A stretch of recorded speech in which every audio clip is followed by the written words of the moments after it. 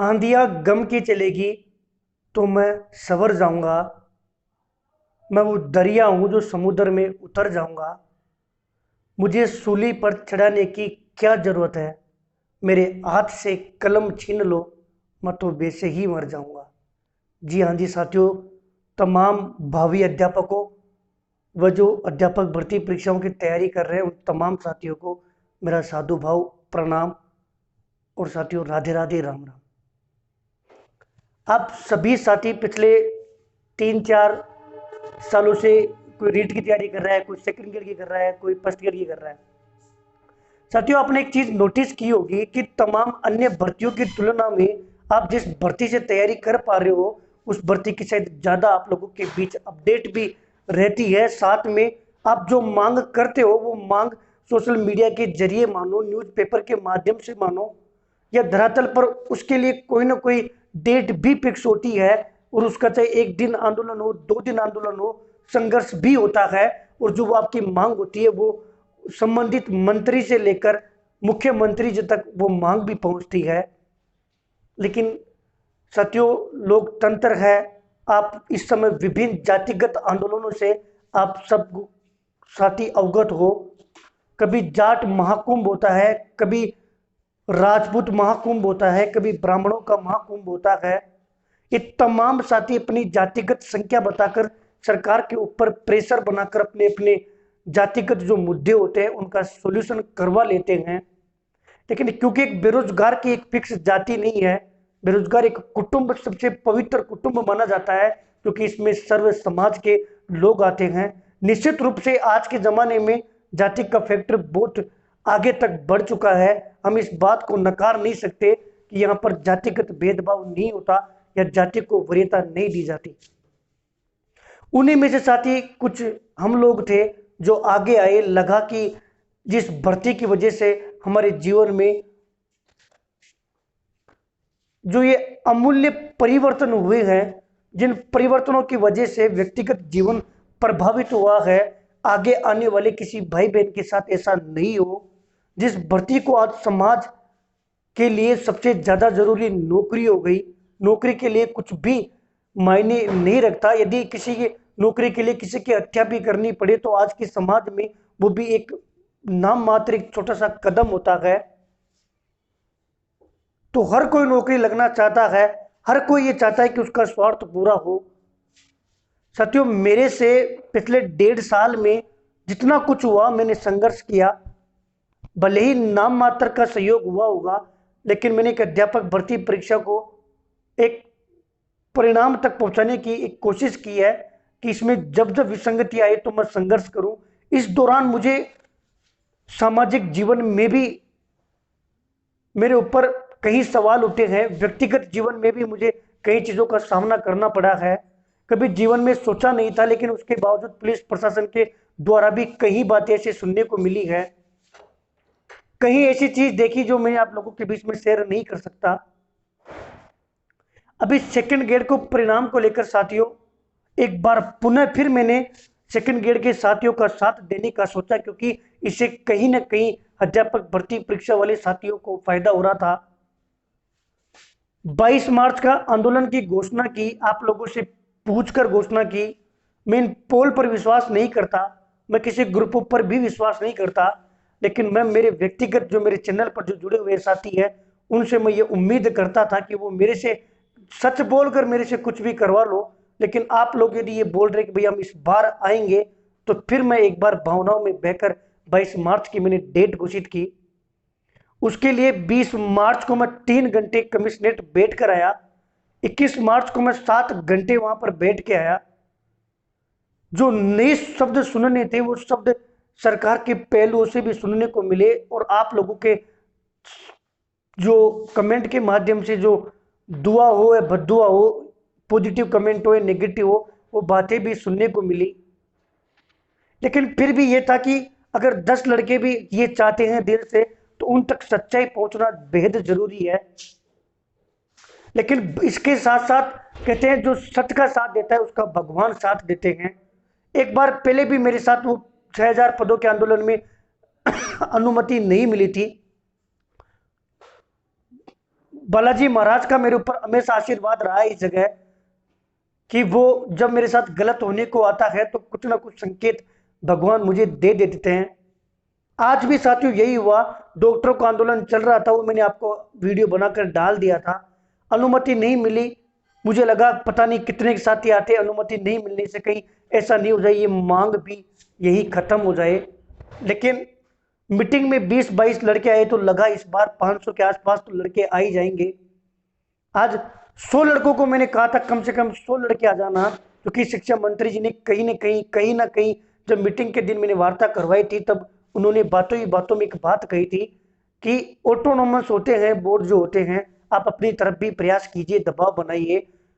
रही बात दबाव की, यदि हमारे हाथ में होता तो हमने तो मुख्यमंत्री, मुख्य सचिव, सीएमओ में आरपीएससी के अध्यक्ष, अपने अधीनस्थ बोर्ड के सचिव, सबको हमने अवगत करवाया है।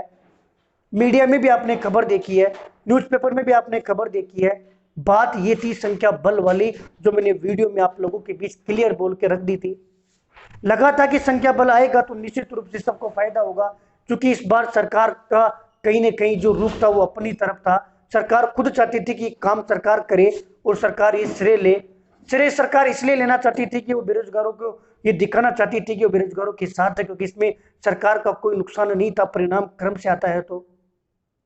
और कई ऐसे कारण है जो मैं आप लोगों के बीच में शेयर नहीं कर सकता, लेकिन सच्चाई ये है, फर्स्ट ग्रेड का परिणाम तैयार है, कभी भी आना शुरू हो जाएगा। अध्यापक भर्ती परीक्षा का परिणाम अप्रैल के फर्स्ट वीक तक आराम से 10 अप्रैल से पहले देखने को मिल जाएगा। रही बात सेकंड ग्रेड की, तो हमने संघर्ष किया है, जिस प्रकार आपने घर बैठे साथ दिया है उससे ज्यादा हमने संघर्ष किया है। किस्मत पर मानो, हमारी किस्मत क्या है, आपकी किस्मत क्या है, भगवान के ऊपर है। और इसी के साथ ये मुद्दा मेरी तरफ से यही खत्म है, क्योंकि संख्या बल के पीछे ये हार चुके हैं। और आगे साथियों ये जीवन का सबसे बड़ा सबक सेकंड ग्रेड के वरिष्ठ अध्यापकों ने दिया है कि किसी के लिए लड़ना गलत है, किसी के लिए मांग उठाना गलत है। ऐसे नहीं कि मैं किसी की वजह से पीछे हो रहा हूं, नहीं साथियों। इस बार हमारे भी साथियों फसल भी खराब हो गई, कई कारण ऐसे होते हैं। अब इस जगह साथियों थोड़ी सी घुटन सी हो रही है। ऐसा लगता है कि जिन बेरोजगारों के लिए कर रहे थे, कहीं ना कहीं वो बेरोजगारी अब चुभ से रहे हैं।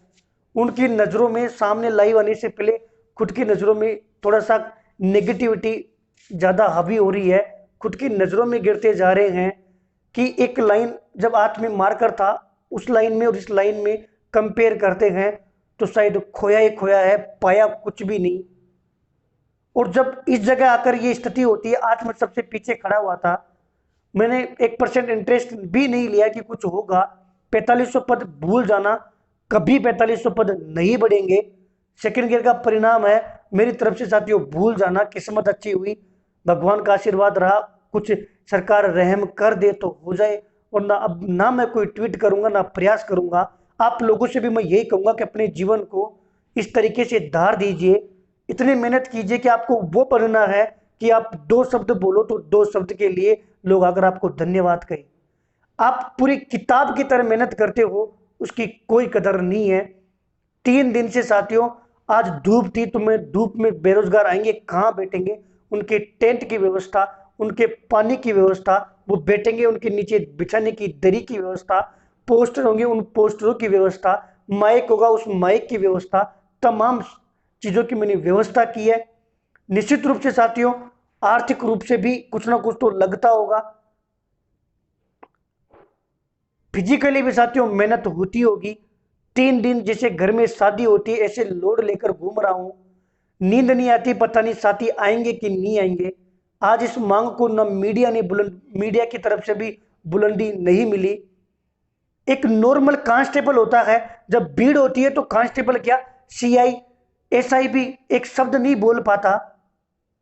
हम जैसा चाहते हैं वो मांग उठती है, हम जहां जिससे वार्ता करना चाहते हैं वार्ता होती है। आज एक नॉर्मल कांस्टेबल भी यदि गाली देकर यहां से जैसे कि कोई 2 कोड़े के औकात तो ऐसे बाहर निकालने की बात कर लेता है, तो कहीं ना कहीं ये कुटुंब किस ओर बढ़ रहा है। बेरोजगार कहीं ना कहीं फीके पड़ते जा रहे हैं और अपने ही पैरों पर कुल्हाड़ी मारते जा रहे हैं।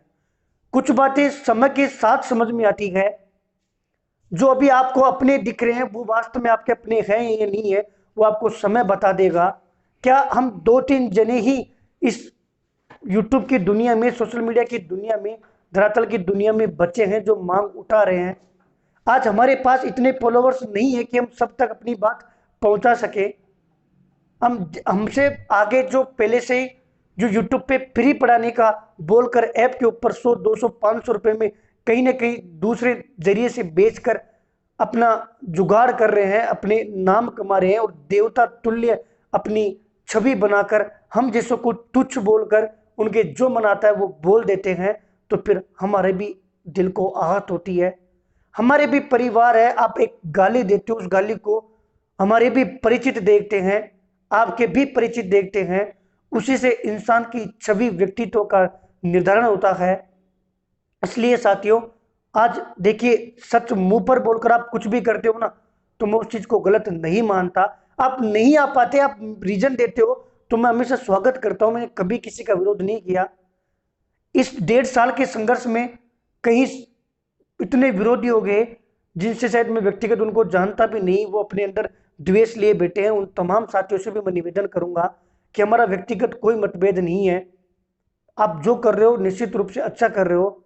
आगे से आपके प्रति कोई नकारात्मक मेरी तरफ से बयानबाजी नहीं रहेगी।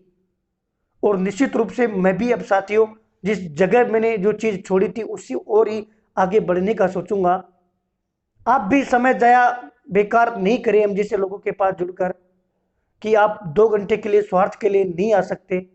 तो निश्चित रूप से साथियों, आप इस चैनल से जुड़े हुए हो, मेरे जैसे व्यक्तित्व से जुड़े हुए हो, आपका समय खराब हो, आप अपने मार्ग से भटक जाए, तो ऐसा कदम आप भी नहीं उठाए। इसलिए आप भी अपना निर्णय स्वयं ले। आपसे जो ये आप डेली देखते हो ना, क्या डेली आंदोलन, क्या डेली मांग, क्या डेली भैया ये चीजें, आप नेता हो, आप ये हो, निश्चित रूप से वो दिन दूर नहीं जिस दिन अब आप लोग स्वयं इस बात को समझ पाओगे।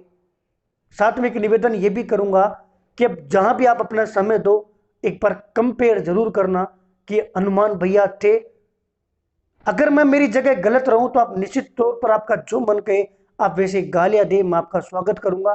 मैंने आज तक किसी को ब्लॉक नहीं किया। व्यक्तिगत मैं सबके मत का स्वागत करता हूं और आगे भी करता रहूंगा। लेकिन आगे साथियों, निश्चित रूप से उस और कदम उठाया जाएगा जिस और सभी बेरोजगार चाहते हैं, उसको देवतुल्य की आप संज्ञा देते हो।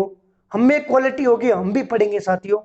ऐसा जितना आप कमजोर समझते हो शायद वो नहीं है। किसी आधे लोगों को ये नहीं पता कि हनुमान भैया की एजुकेशन क्या है। मैं मेरी एजुकेशन भी आप लोगों के बीच में शेयर करूंगा। समय आने पर हर चीज विद तथ्यात्मक आप लोगों से बात करूंगा। निश्चित रूप से मैं भी अब अपने व्यक्तिगत निर्माण की ओर, अपने व्यक्तित्व को उच्च आयाम देने की ओर बढ़ूंगा। साथ ही आप तमाम साथियों के उज्जवल भविष्य की कामना भी करता हूं। आज के बाद में आप मेरी तरफ से कोई कभी ये नहीं सुनोगे कि आपको आना है, आपसे कभी निवेदन नहीं किया जाएगा। और जिन भर्तियों की मेरे पास जितनी भी अपडेट होगी मैं अपने चैनल के माध्यम से आप लोगों के बीच शेयर कर दूंगा। लेकिन एक सोशल मीडिया के स्टेटस के अकॉर्डिंग मेरे से जितना व्यक्तिगत मैं प्रयास कर सकता हूं वो प्रयास मैं आगे भी जारी रखूंगा। बेरोजगार महासंघ में प्रदेश प्रवक्ता पर मैं अभी कार्यरत हूं। उस पद की गरिमा को देखते हुए जितना मेरे से बेरोजगारों के लिए होगा मैं हमेशा आवाज उठाता रहूंगा। साथ ही जितना मेरे से होगा मैं आगे भी करता रहूंगा। लेकिन मैं आप लोगों से कभी नहीं बोलूंगा कि आप धरातल पर आकर संघर्ष करें। आप अपने भविष्य के लिए जितना आपसे बनता है उतना करते रहिए, मेहनत करते रहिए और अपने उज्जवल भविष्य को एक ऐसा आयाम दीजिए कि आप 2 शब्द बोलो तो आगे से केवल धन्यवाद शब्द निकले। हमारी तरह आप गालियां सुनने का काम कभी नहीं करें। धन्यवाद साथियों।